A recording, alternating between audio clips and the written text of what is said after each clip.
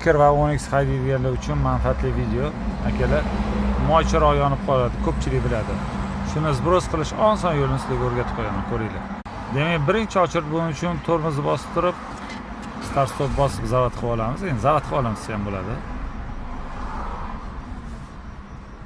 Zavod qo'ygandan keyin xo'p, mana ko'pchilik shu narsa bo'ladi. Mana moy ko'pchilik biladi, mana bitta menyu knopkasi bor. Shu menyudan bosib va bossangiz o'zgaradi. Mana bitta aylantirib o'zgartirsa bo'ladi. Mana endi moy chiqmay qolsa domma. O'zi mana